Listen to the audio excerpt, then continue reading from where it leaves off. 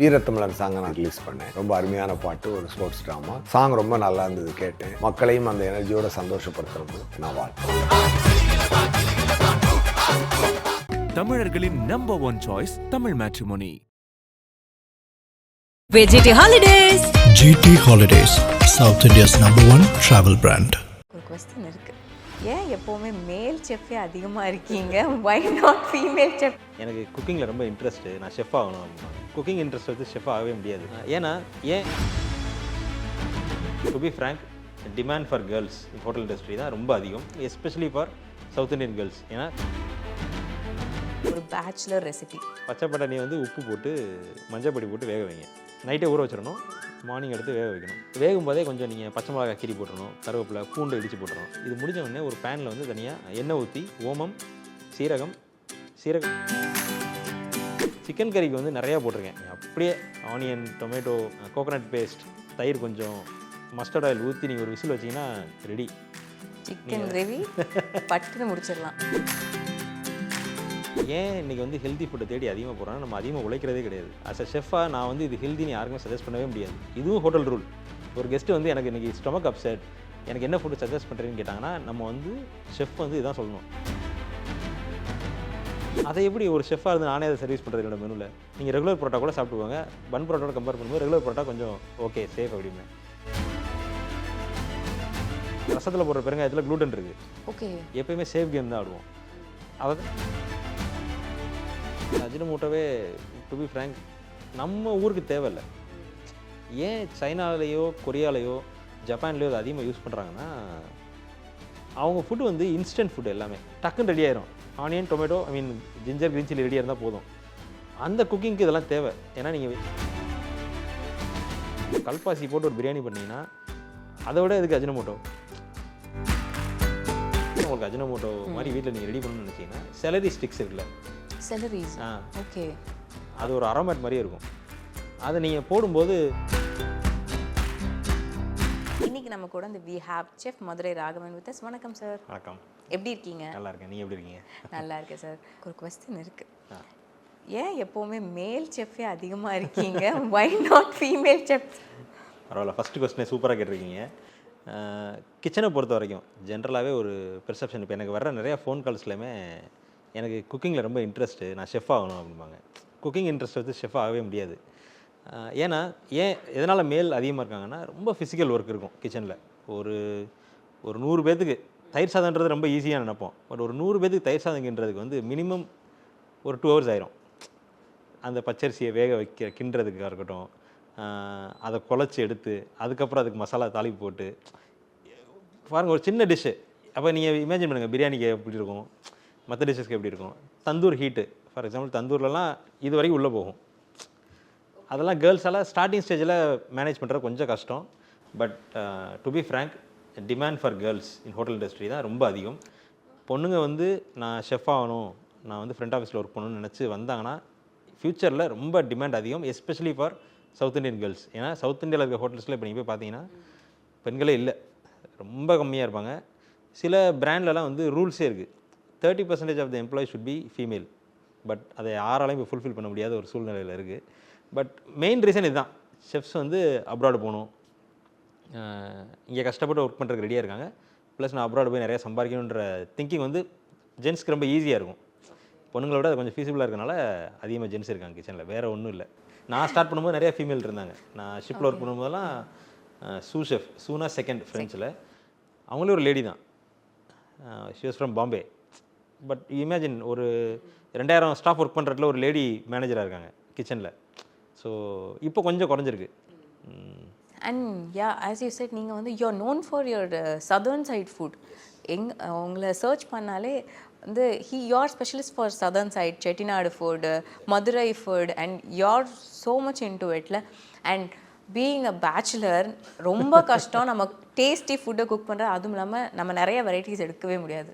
எங்களுக்கு டக்குன்னு குக் பண்ணணுன்னா ஒரு குவிக் ரெசிபி, ஒரே ஒரு பாட்டில் நீங்கள் இந்த ஃபுட்டு பண்ணிங்கன்னா செம்ம டேஸ்டியாக இருக்கும், குவிக்காக முடிச்சிடலாம். நிறைய இன்க்ரீடியன்ஸ் தேவைதானா ஒரு பேச்சுலர் ரெசிபி? நிறைய போட்டிருக்கேன். ஆக்சுவலாக பேச்சுலர் வீடியோஸ்னு நிறைய போட்டிருக்கேன், நீங்கள் பார்த்தீங்கன்னா தெரியும். இல்லை, இதை பெர்செப்ஷன் மாற்றணும். எப்படின்னா, இப்போ நீங்கள் கேட்ட மாதிரி பேச்சுலர் குக்கிங்னாலே வேலை இருக்காது, கம்மியான இதில் முடிக்கணும்னு நினைக்கிறோம்ல, அந்த மாதிரி சில சட்னி ரெசிபிஸ் போட்டிருப்பேன்.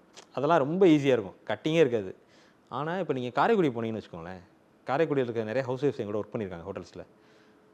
அவங்க வீட்டில் பண்ணுற ஃபுட்டுக்கே அதிகமாக இன்க்ரீடியன்ஸ் தேவைப்படாது. அப்போது அதை எல்லோரும் பண்ணலாமே. ஒருத்தவங்கலாம் ஃபிஷ் குழம்பு வைக்க சொல்லுவோம், அவங்கள வந்து ஒரு 300 பேர் பண்ண சொல்லுவோம், இவ்வளோ தான் வெங்காயம் கேட்பாங்க. இதை வச்சு எப்படி பண்ண போகிறாங்க நான் நின்று பார்க்குறேன். அந்த மசாலா, அந்த தேங்காய் அரைச்சி போடுறது, கருவேப்பிலை க்ரஷ் பண்ணி போடுறது, அதுலேயே அந்த ஹண்டி நிறைய ஃபிஷ் கறி வந்துடும். ஸோ ஒவ்வொரு ஸ்கில், ஒவ்வொரு ஊரில் ஒவ்வொரு ரெசிபிஸ் இருக்குது. இப்போது நீங்கள், நான் மதுரையில் கூட அந்த மாதிரி ரெசிபிஸ் பார்க்கல, நீங்கள் காரைக்குடி போனீங்கன்னா இந்த மாதிரி ரெசிபிஸ் நிறைய கற்றுக்கலாம். பட் ஜென்ரலாக பேச்சுலர்ஸ்க்குனா இந்த பட்டாணி, இப்போ பூரி பண்ணுறோன்னா கிழங்கு மசாலா பண்ணி போர் அடிக்கும். கிழங்கு அவிக்கணும், ஆனியன் கட் பண்ணணும். பட்டாணியில் எல்லாம் ஒன்றா போட்டு விசில் வச்சு ஒரு தாளிப்பு மட்டும் போட்டுன்னு வச்சுக்கோங்களேன், சூப்பராக இருக்கும். பட்டாணியில் இப்போ அந்த ரெசிபி மட்டும் என்கிட்ட சொல்லிட்டீங்கன்னா நாளைக்கே நான் ட்ரை பண்ணிடுவேன். இல்லை, பச்சை பட்டாணியை வந்து உப்பு போட்டு மஞ்சள் பொடி போட்டு வேக வைங்க. நைட்டே ஊற வச்சிடணும், மார்னிங் எடுத்து வேக வைக்கணும். வேகும் போதே கொஞ்சம் நீங்கள் பச்சை மிளகாய் கீரி போட்டுறணும், கருவேப்பிலை, பூண்டு இடித்து போட்டுறணும். ஸோ இது முடிஞ்ச உடனே ஒரு பேனில் வந்து தனியாக எண்ணெய் ஊற்றி ஓமம், சீரகம், சீரகப்பொடி, மல்லிப்பொடி, இவ்வளோதான். இதை அந்த எண்ணெயில் போட்டோன்னே அடுப்பு அமர்த்திடணும். போட்டு அந்த எண்ணெயில் அந்த பொடியெலாம் நல்லா மிக்ஸ் பண்ணி தூக்கி பட்டாணியில் ஊற்றி ஒரு தடவை கொதிக்க விட்டின்னு வச்சுக்கோங்களேன். அது வந்து ஆக்சுவலாக ஒரு சாட்டுக்கு பண்ணுற பட்டாணி கிரேவி. நார்த்தில் சாட்டோட ஐட்டம்ஸ்லாம் பார்த்தீங்கன்னா கம்மியாக தான் இருக்கும். அதை நீங்கள் பூரிக்கு வச்சு சாப்பிட்டீங்கன்னா சூப்பராக இருக்கும். இதில் ஒரு உருளைக்கிழங்கு சேர்த்துக்கலாம், உருளைக்கிழங்கு ஸ்கின்னோடே போடலாம், பீல் பண்ண அவசியம் கிடையாது. ஸோ இது ஒரு பெர்ஃபெக்ட் பேச்சுலர் ரெசிபி. சிக்கன் கறிக்கு வந்து நிறையா போட்டிருக்கேன்.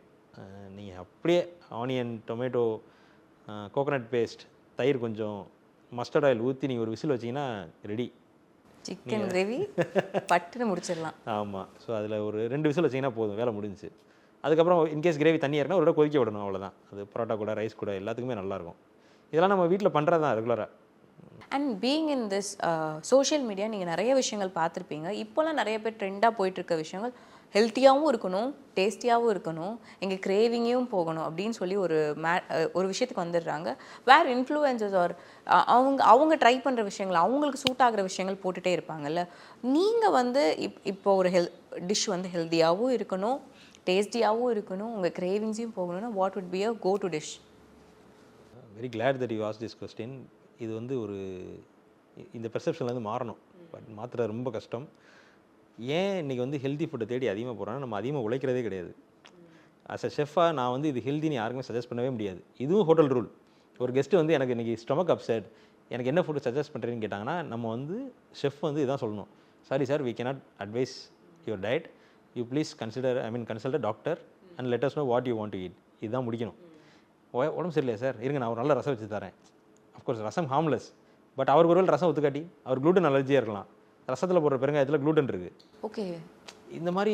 ஸோ ஹோட்டலில் வந்து இப்போ ஒரு 50 ஷெஃப் இருக்கான 50 பேரை இந்த விஷயத்தில் ட்ரெயின் பண்ண முடியாது. எப்போயுமே சேஃப் கேம் தான் ஆடுவோம். அதை தான் இப்போயே நானும் சொல்கிறேன்.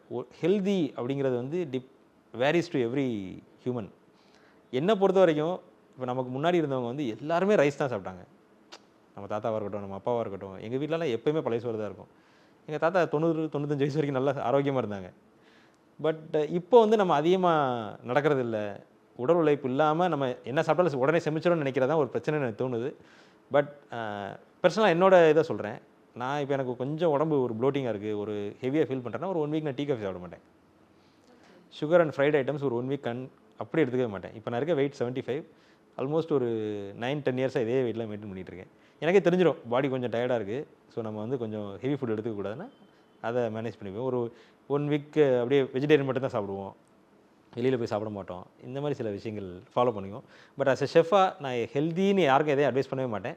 டேஸ்டியாக கேட்டிங்கன்னா சொல்ல தெரியும். அண்ட் வந்து நம்ம இப்போ restaurants are fast food cultures are vast. எங்கே போனாலும் ஹோட்டல்ஸ் தாண்டி ஃபாஸ்ட் ஃபுட்டும் ஒரு பக்கம் வந்துட்டு தெருக்கு தெரு இருக்கும். எல்லாருமே அதை ஆஃப் பண்ண ஆரம்பிச்சிட்டாங்கனாலும் அஜினோமோட்டோன்னு வந்துருச்சுன்னா எம்எஸ்ஜியை வந்துட்டு அது அஜினோமோட்டோ நீங்கள் போட்டுறாதீங்க, அது அன்ஹெல்தின்னு ஒரு பர்செப்ஷன் இருக்குது. அதே மாதிரி ஃபேட், நம்ம வந்து ஆயில் வந்து 1 ஸ்பூன் தான் போடணும், மொத்த குக்கிங்குமே நான் வந்து 1 மூடி எண்ணெயில் பண்ணிடணும், அப்போ தான் அது ஹெல்த்தின்ற நிறைய கன்செப்ஷன்ஸ் இருக்குல்ல.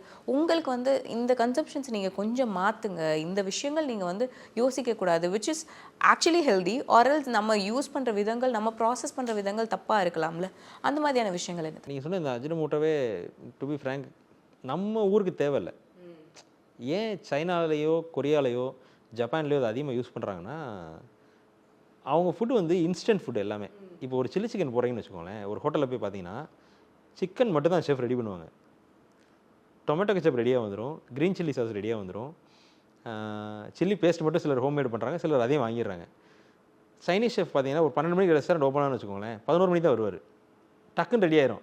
Onion, tomato, ginger, green chilli ரெடியாக இருந்தால் போதும்.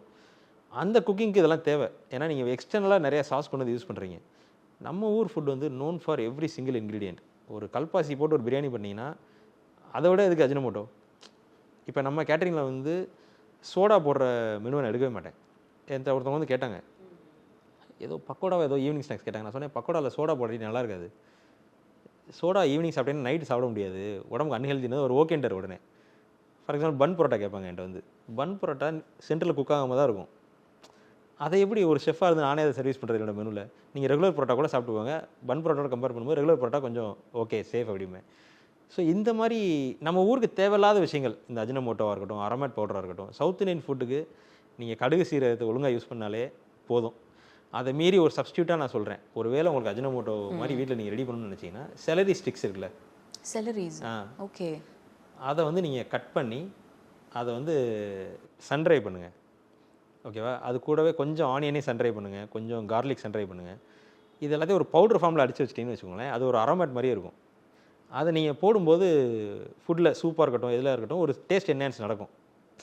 ஸோ இதை நீங்கள் பண்ணலாம். மதுரையில் எனக்கு ஒரு லேடி தான் இதை சொல்லிக் கொடுத்தாங்க. ஸோ இந்த மாதிரி விஷயங்களை பண்ணுறது பெட்டர். அதை விட்டுட்டு எல்லாமே பேக்டாக போகிறது it's not right. Yes. And அந்த செலரி விஷயம் வந்துட்டு, அண்ட் செலரிஸ் இப்போ வந்துட்டு thoughts from a western side, இப்போ வந்து எல்லா இடத்துலையும் இப்போ நம்ம மார்க்கெட்ஸில் நிறைய இடங்கள்ல அவைலபிளாக இருக்குது. இப்போ we are into all those things and I had a great talk with you. I think எனக்கு இன்னொரு செஷன் கிடச்சா நான் நிறைய டிப்ஸாவோ இல்லை வந்து நிறைய ஐடியாஸ் வாங்கிட்டே இருப்பேன். I had a great talk with you. Wishes for your height and thanks for joining us. Thank you so much. வீரத்தமிழன் சாங்கை நான் ரிலீஸ் பண்ணேன். ரொம்ப அருமையான பாட்டு, ஒரு ஸ்போர்ட்ஸ் ட்ராமா சாங், ரொம்ப நல்லா இருந்தது கேட்டேன். மக்களையும் அந்த எனர்ஜியோட சந்தோஷப்படுத்துறது நான் வாழ்த்துறேன். தமிழர்களின் number one choice Tamil matrimony. GT Holidays. GT Holidays, South India's #1 travel brand.